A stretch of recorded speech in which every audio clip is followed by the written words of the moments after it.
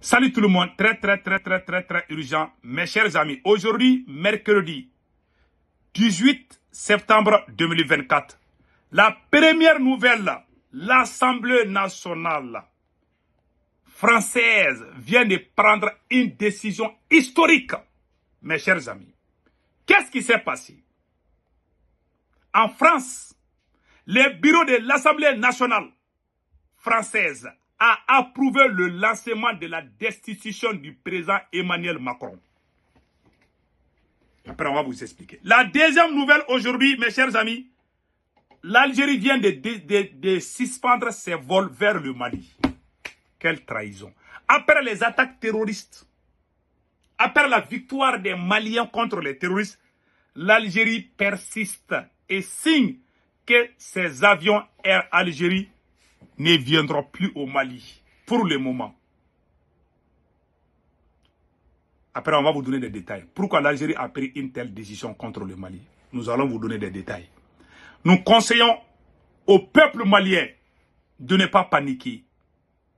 Dans la vie, il y a le haut et le bas. Nous sommes dans un moment difficile. Nous devons nous donner les mains pour sauver la patrie.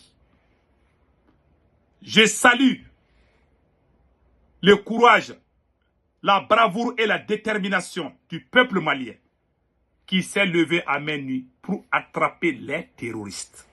Chapeau au peuple malien, au peuple de l'AES. Maintenant, nous allons partir avec la première nouvelle. La première nouvelle, le bureau de l'Assemblée nationale française a approuvé le lancement de la destitution du président Emmanuel Macron. Mes chers amis, le bureau de l'Assemblée nationale, chambre base du Parlement de la France, a qualifié d'acceptable l'initiative du parti de gauche, la France insoumise, de soumettre à la discussion une résolution sur la destitution du président Emmanuel Macron.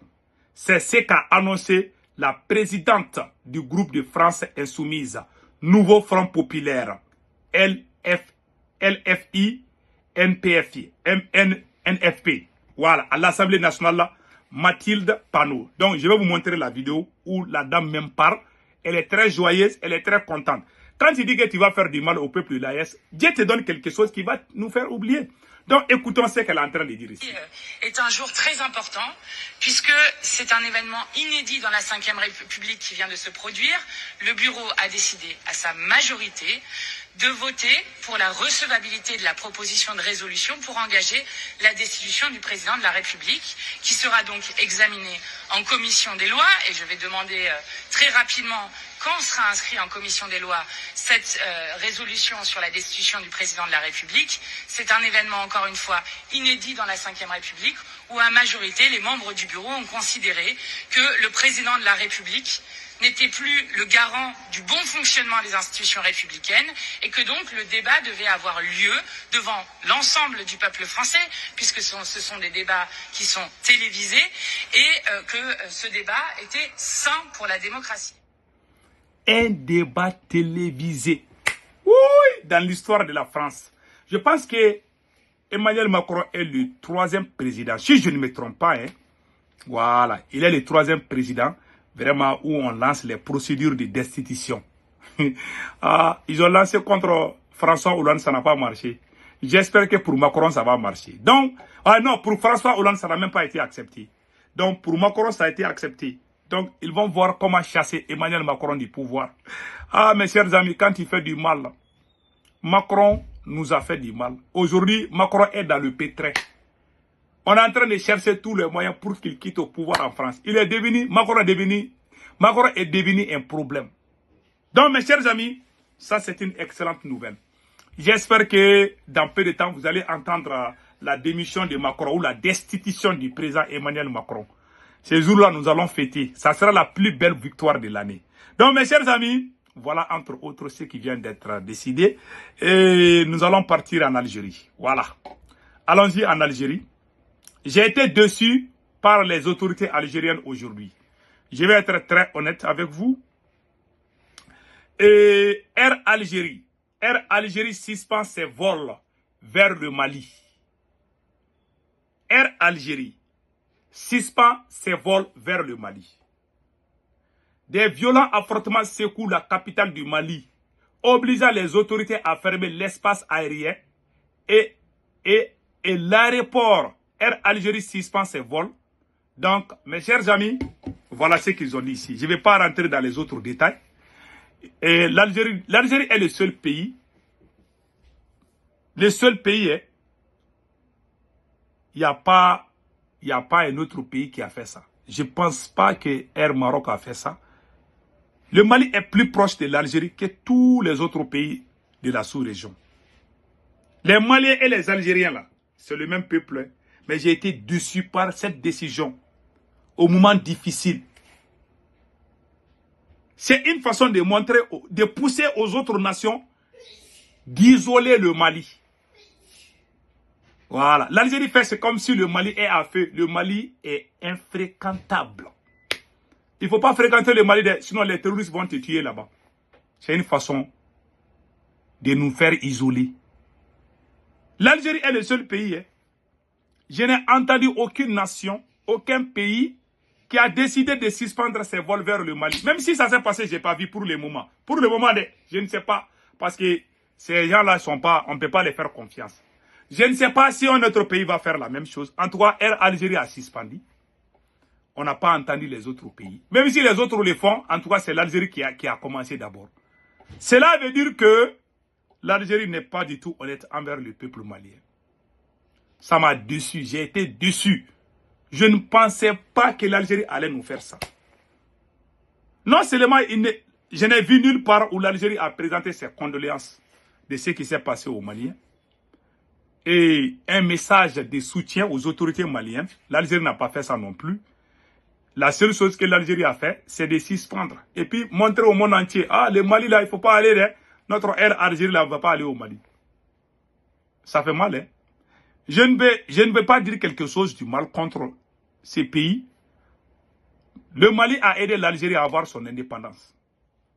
Le Mali est le seul pays qui a donné trois grandes régions à l'Algérie pour abriter leur base militaire, pour combattre la France. La France occupait l'Algérie pendant plusieurs décennies. La France voulait que l'Algérie soit un pays, un État outre-mer, comme les Martinique et consorts là. Parce qu'il y a gaz, il y a tout là-bas. Les Algériens se sont révoltés. C'est le Mali qui aidait l'Algérie. Je vous jure. Le Mali a aidé l'Algérie, le Niger a aidé l'Algérie, et le Burkina, même la Guinée-Conakry. Tous ces pays-là, tous ces pays que vous voyez là, qui sont dans l'AES là, tous ces pays-là aidaient l'Algérie. C'est pour cela, c'est pas pour rien qu'on s'est retrouvés encore. Nous sommes des descendants des héros. Voilà.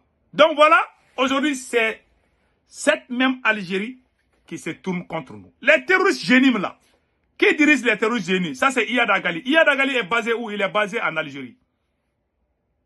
Vous avez détruit nos nations et vous ne voulez pas qu'on se défende.